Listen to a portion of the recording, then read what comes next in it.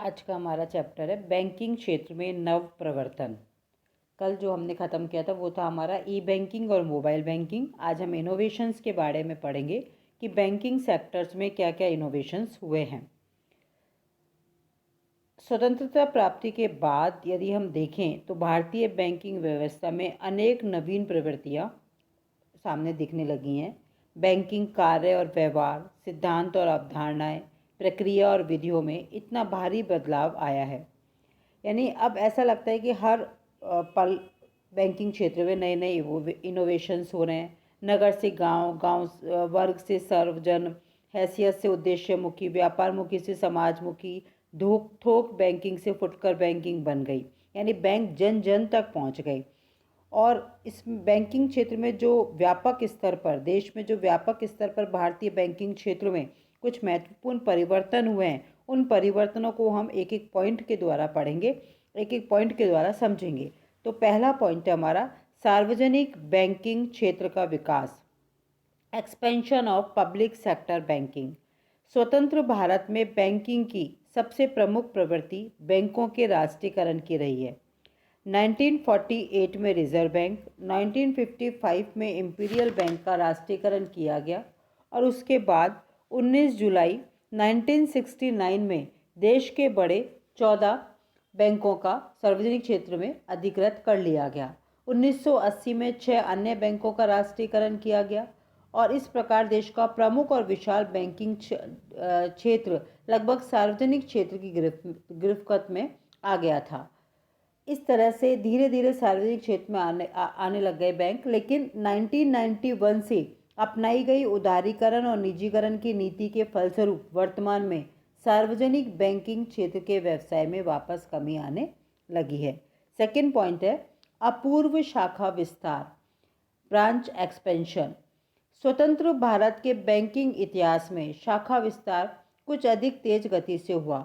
1969 में 14 बैंकों के राष्ट्रीयकरण के बाद यह गति अत्यंत तीव्र हो गई। 1968 में 677 शाखाएं खोली गई। बैंकों के राष्ट्रीयकरण के बाद बैंकों की शाखा विस्तार नीति में आधारभूत परिवर्तन हुए, जिसके फलस्वरूप बैंकों को विशेष रूप से ग्रामीण और अर्धनगरीय क्षेत्रों में शाखा खोलने के लिए कहा गया, जहां किसी भी बैंक की कोई शाखा नहीं थी। तो धीरे धीरे बैंकिंग जो ब्रांचेज है उसमें काफ़ी विस्तार हुआ और हर 10 किलोमीटर के क्षेत्र में अब आज की डेट में ग्रामीण शाखा बैंक शाखा मौजूद है। तीसरा पॉइंट है हमारा बैंकों के एकीकरण को प्रोत्साहन।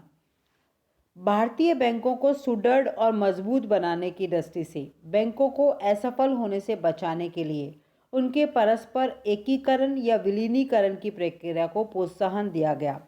कमजोर बैंकों को आपस में मिलाकर एक नई बैंक बनाने अथवा कमजोर और अनार्थिक बैंक को किसी शक्तिशाली बैंक में मिला देने अथवा विलीनीकरण की प्रवृत्ति भारतीय बैंकिंग की नवीन प्रवृत्ति रही है। इस एकीकरण में काफ़ी बैंकों को मर्ज किया गया है, जो कमज़ोर थे, जो असफल हो रहे थे, इसमें काफ़ी हुआ है। और एकीकरण और विलीनीकरण की प्रक्रिया से देश में बैंकों की संख्या कम अवश्य हुई है, किंतु बैंकों का आकार बड़ा हो गया है। फोर्थ पॉइंट है ग्रामीण क्षेत्रों में बैंकिंग सुविधाओं का अधिक विस्तार। बैंकों के राष्ट्रीयकरण के पूर्व तक भारत में बैंकिंग का विस्तार केवल शहरी क्षेत्रों तक सीमित था, किंतु अब नवीन शाखा नीति के अंतर्गत ग्रामीण क्षेत्रों में शाखा विस्तार पर अत्यधिक जोर दिया जा रहा है। इसके परिणाम स्वरूप भारतीय बैंकिंग का संपूर्ण चरित्र ही बदल गया। अब शहर उन्मुखी के स्थान पर ग्रामोन्मुखी हो गई है और ग्रामीण क्षेत्रों में काफ़ी शाखाओं का विस्तार हो रहा है। वर्तमान शाखा नीति के अनुसार एक ग्रामीण बैंक केंद्र 200 वर्ग किलोमीटर क्षेत्र में तथा एक ग्रामीण शाखा 10 किलोमीटर की परिधि में उपलब्ध होनी चाहिए। इसके अतिरिक्त देश में क्षेत्रीय ग्रामीण बैंक, सहकारी साख समितियां, भूमि विकास बैंक आदि की स्थापना करके ग्रामीण साख को बढ़ावा दिया गया है। केंद्र सरकार ने देश में भारतीय ग्रामीण बैंक की स्थापना के प्रस्ताव को भी स्वीकार कर लिया गया है। पांचवा पॉइंट है जमाओं में अप्रत्याशित वृद्धि। व्यापारिक बैंकों की जमाओं में भी पिछले वर्षों में काफ़ी वृद्धि हुई है। लोगों में धीरे धीरे बढ़ते हुए विश्वास, बैंकों के प्रति बढ़ता हुआ विश्वास, बैंक शाखाओं के विस्तार, लोगों में बढ़ती बैंकिंग आदतें, बैंकों द्वारा बचत की नई और आकर्षक योजनाओं के लागू करने के कारण बैंकों की जमा राशि में एक काफ़ी अधिक परिवर्तन हुआ है, एक अप्रत्याशित वृद्धि हुई है। 6 पॉइंट है साख सुविधाओं का विस्तार। स्वतंत्रता प्राप्ति के बाद विशेष रूप से 1969 में बैंकों के राष्ट्रीयकरण के बाद बैंकों द्वारा प्रदान की जाने वाली लोन और एडवांसेस राशि में अत्यधिक वृद्धि हुई है। साख की मात्रा में वृद्धि के पीछे सरकार और बैंकों की नीतियों के अलावा बैंकों के साधनों में वृद्धि, लोगों में बचत और विनियोग के प्रति बढ़ता रुझान, देश की अर्थव्यवस्था में विकास की बढ़ती दर का मुख्य हाथ रहा है। 7वां पॉइंट है प्राथमिक एवं उपेक्षित क्षेत्रों को अधिक ऋण सुविधाएं।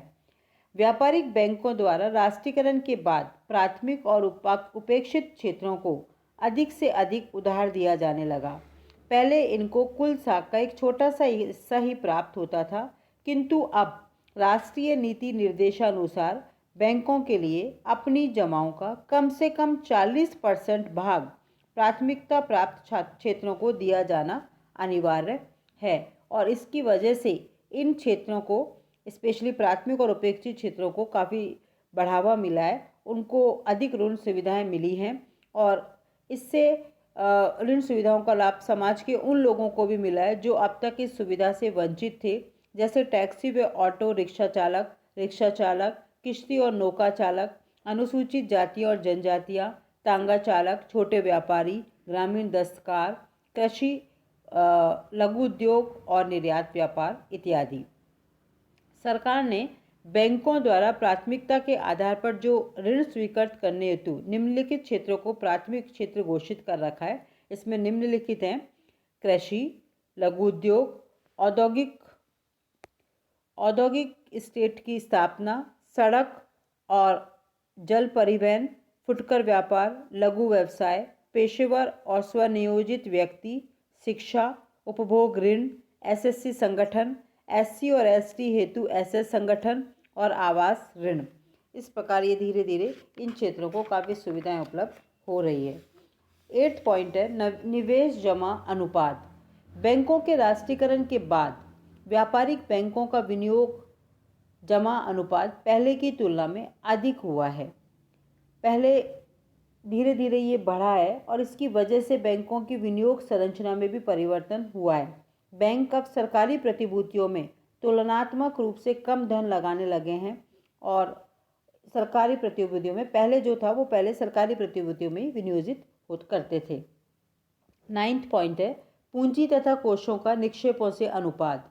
भारत में बैंकों की प्रदत्त पूंजी तथा कोषों का जमाओं से अनुपात निरंतर कम होता जा रहा है, जिसकी मुख्य वजह बैंकों के प्रति बढ़ता हुआ जन विश्वास है और इससे ये प्रतीत होता है कि भारतीय बैंकों के प्रति जन विश्वास तेजी से बढ़ा है। 10वां पॉइंट है वैधानिक तरल अनुपात। भारत में प्रत्येक अनुसूचित व्यापारिक बैंक को अपनी कुल जमाओं का एक निश्चित % भाग तरल कोषों के रूप में रखना होता है। वर्तमान में ये अप्रॉक्सीमेटली 20 से 22% है। 11वां पॉइंट है जमा बीमा योजना। 1960 में पलाई सेंट्रल बैंक तथा लक्ष्मी बैंक के फेल हो जाने से भारत में बैंकों के प्रति जमाकर्ताओं का विश्वास डगमगा गया था और बैंकों के प्रति गिरते इस जन विश्वास को रोकने के लिए 1 जनवरी 1962 को जमा बीमा तथा साख गारंटी निगम की स्थापना की गई।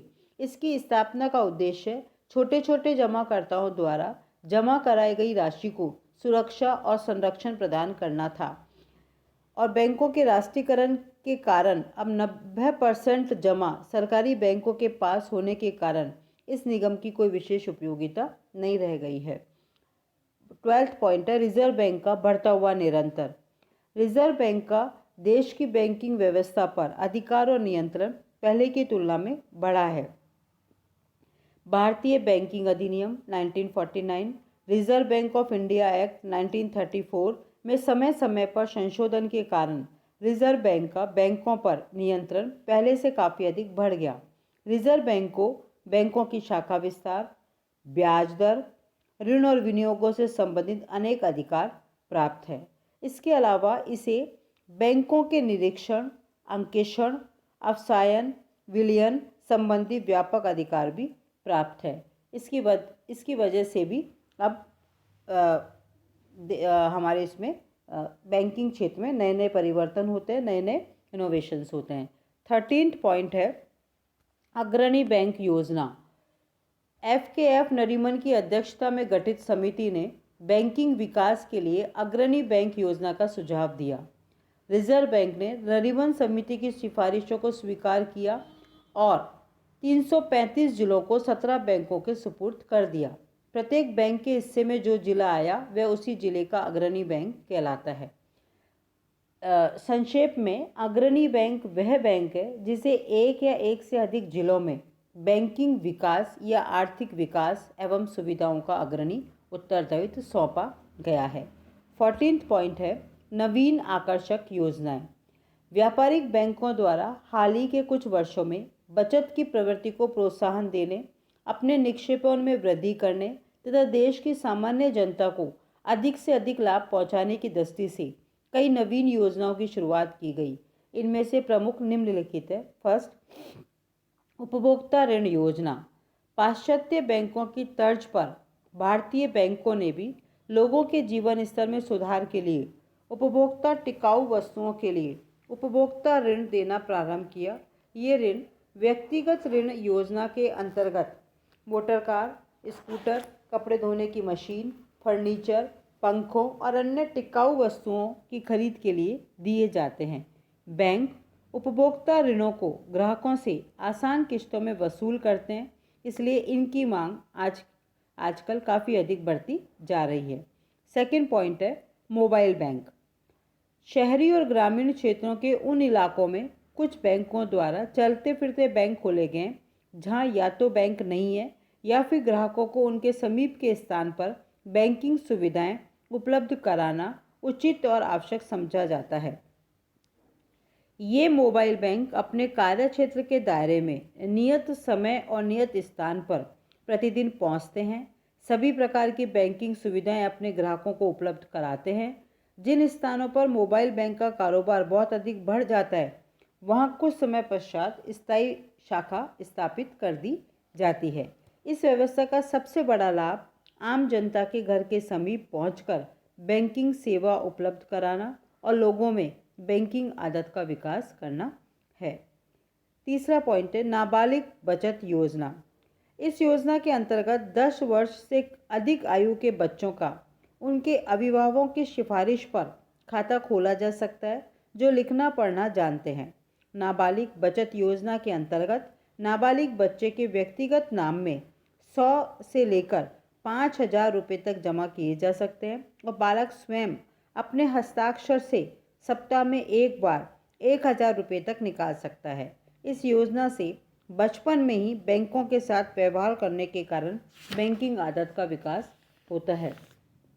फोर्थ पॉइंट है उपहार योजना। बैंकों द्वारा अपनी जमाओं को बढ़ावा देने के लिए बचत सप्ताह या पखवाड़ा आदि बनाए जाते हैं जिसके अंतर्गत ग्राहकों को बैंक में खाता खोलने के लिए अनेक प्रकार के गिफ्ट भी दिए जाते हैं। फिफ्थ पॉइंट है अभी यात्रा बाद में भुगतान। बैंक ऑफ इंडिया द्वारा प्रारंभ की गई इस योजना के अंतर्गत बैंक अपने ग्राहकों को एयर इंडिया तथा ब्रिटिश ओवरसीज द्वारा किसी भी देश में यात्रा करने के लिए ऋण सुविधा देता है। उसे 20 महीने में लौटाने की अनुमति देता है। इसमें कुल विमान किराए का 85% भाग बैंक द्वारा भुगतान किया जाता है। यदि कोई चाहे तो बैंक यात्रा अवधि का बीमा कराने की भी व्यवस्था करता है। 6 पॉइंट है विनियोग सुझाव सेवा। भारत में कई बैंकों द्वारा अपने ग्राहकों को उनके धन का सुरक्षित और लाभदायक विनियोजन करने के लिए विशेष सलाह के लिए विनियोग परामर्श सेवा प्रारंभ की गई है। 7th पॉइंट है साख पत्र। अभी कुछ वर्षों पूर्व central bank, Baroda bank, syndicate bank, देना बैंक, आंध्र बैंक ने साख पत्र की सुविधा का शुभारंभ किया। इन साख पत्रों के आधार पर इनका धारक देश विदेश में विभागीय भंडार, होटलों तथा अन्य प्रमुख संस्थानों से बिना रकम के माल अथवा सेवा प्राप्त कर सकता है। इस सुविधा से अब अपने साथ नगद राशि ले जाने की जोखिम से मुक्ति मिली है और भुगतान लेन देन के झंझटों से भी छुटकारा मिला है। 8 पॉइंट है कृषि और सामान्य ऋण।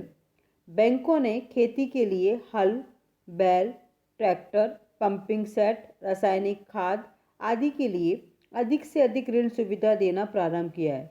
इसी प्रकार सामान्य आदमी को और विशेषकर कमजोर और गरीब लोगों को, जो कभी उपेक्षित माने जाते थे, अधिक ऋण प्रदान करना प्रारंभ किया है।